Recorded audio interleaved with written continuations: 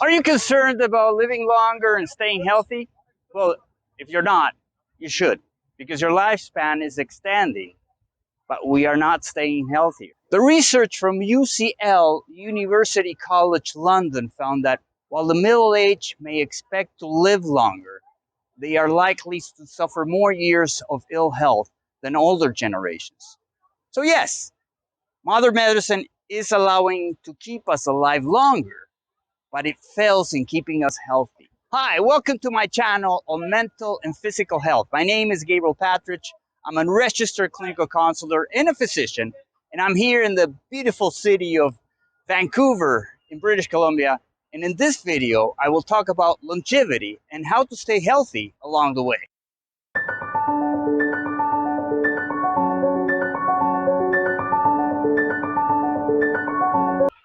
We do live longer, but we cannot really enjoy those extra years because by losing our health, we lose quality of life. Something in this equation misses the point. Part of the fault relies on the paradigms of modern medicine, along with the influence of the pharmaceutical companies or big pharma. The approach that medicine has is not about prevention, but rather intervention after we get sick, or focusing on the symptoms. Big pharma only makes profit when we are sick. Otherwise, why would we need to take medication? Big pharma revenues worldwide exceed $1.25 trillion. And the US spends $3.6 trillion each year in healthcare. Now, imagine for a moment a very different approach to medicine and health. A healthcare system that prioritizes staying healthy and wellness and being rewarded for that.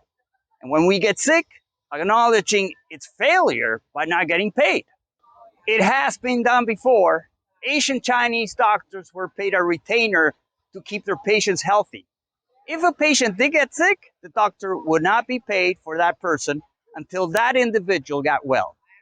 Physicians who performed surgeries in this type of system were considered inferior because they failed to keep their patients healthy. Close to 80% of all chronic diseases are caused by diet and lifestyle factors. If countries were to adopt an ancient Chinese-like medical system where people's wellness was the priority, physicians would be making sure that people stay healthy and not wait until they are not to intervene. Governments would be educating the public and imposing more regulations on the food industry that are the main culprits on why we are getting sick with all the toxins that are being put on the processed foods and fast food chains that are unfortunately have been multiplying around the world because of globalization. But until that happens, if it ever happens, it's up to us to make informed choices to be able to enjoy a good quality of life if we are going to live longer. So I'm going to share some tips and information that might help you not only live longer, but be healthy enough to continue enjoying your life without big limitations. But before I do that, I want to ask, are we really slaves of our genetics, our DNA? Dr. David Sinclair, a professor in genetics and aging researcher at Harvard Medical Center, would answer now. He argues that 80% is epigenome, a term derived from the Greek word epi, which literally means above the genome. The epigenome consists of chemical compounds that modify or mark the genome in a way that it tells it what to do, where to do it, and when to do it. Epigenetics is the study of how your behaviors and environment can cause changes that affect the way your genes work. Unlike genetic changes, epigenetic changes are reversible and do not change your DNA sequence, but they can change how your body reads a DNA sequence. Dr. Sinclair and other longevity experts argue that 80% of our future longevity and health is controlled by this epigenetics information, not genetics. What this means is that your choices have a bigger impact in your life than anything your genes give you. Not easy to swallow because it gives you a lot of responsibility about your life. So now I'm going to share with you some of those basic factors that research has shown that affect your epigenome.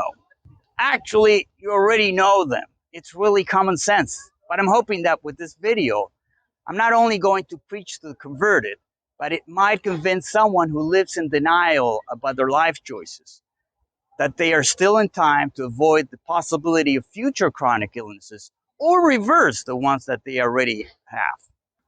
And I put myself as an example.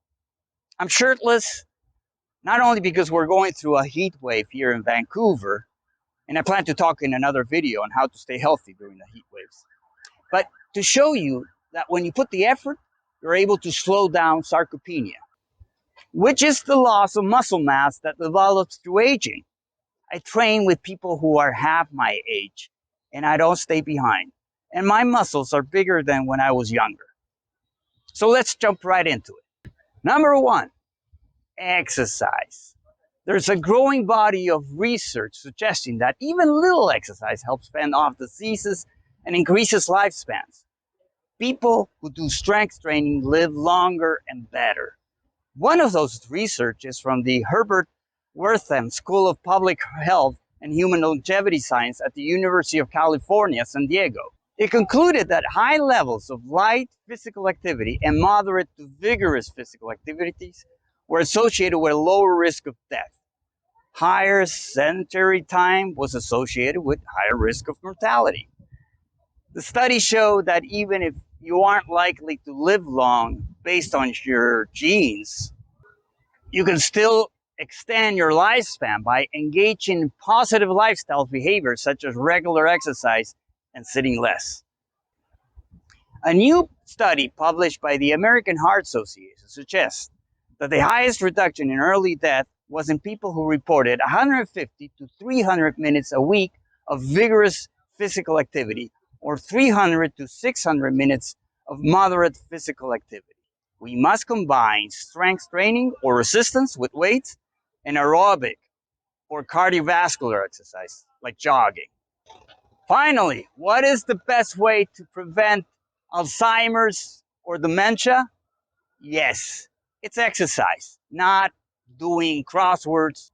Studies have shown that exercise lowers the risk of developing dementia and Alzheimer's disease, including one by the Kaiser Permanente Washington Health Research Institute that also demonstrates how. Number two, skip a list, one meal a day, and do not eat anything between meals. 3 meals a day and snacking in between is not natural. This is just a social construct was created with industrialization and has become an unhealthy habit. Ancient humans spent many hours without eating.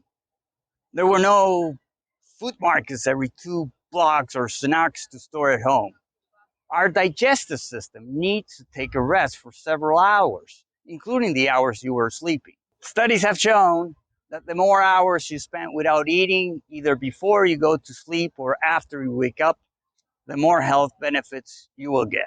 Once you pass the 16-hour mark of fasting, glucose in the cells and glycogen in the liver and muscles begin to decrease rapidly, which causes you to burn fat in order to keep with the body's need for energy. And it's a good idea to stay hydrated during the hours you are not eating, so drink plenty of water. And I recommend drinking coffee, tea, or water with squeezed lemon juice to fight the hunger. Number 3, diet. Diet has a negative connotation. It is associated with calories restriction, when in reality, diet is the food that you put on your mouth and you swallow. That's your diet. So either if you're carnivorous, a vegetarian, or a vegan, you have to make sure that it's a balanced diet so that you are getting the right amount of macronutrients, which are proteins. All the vitamins must come from your food, so supplements do not count, and minerals. The rule of thumb to make sure that you are getting all the nutrients that you need is variety and fresh food. To stay away as much as you can from sugar, processed foods, and vegetable oils high on omega-6, like canola oil or sunflower oil. And don't get me wrong, I'm not against medication. On the contrary, if that will save your life, then you must take it. What I'm in favor is in doing all we can to avoid taking medication. Medication focuses on the symptoms, not on what is causing it. Take insulin resistance, for example, where sugar or glucose in your blood goes up because your insulin ends up not being able to do its job well of telling your cells to take in glucose from your bloodstream. It is the most common disease in the world, and it's the disease that claims the most lives. Medication can help, but if you follow the steps that I share with you in this video, you could avoid needing medication altogether. And don't measure results by the way you look. Measure them by having a complete checkup by a physician and your lab results. There's an old quote that says, if youth only knew and age only could. You can reverse that by enjoying the knowledge of your life experience with a healthy body. If you liked this video and you found it helpful, hit the like button and subscribe to my channel for more videos. Until next time.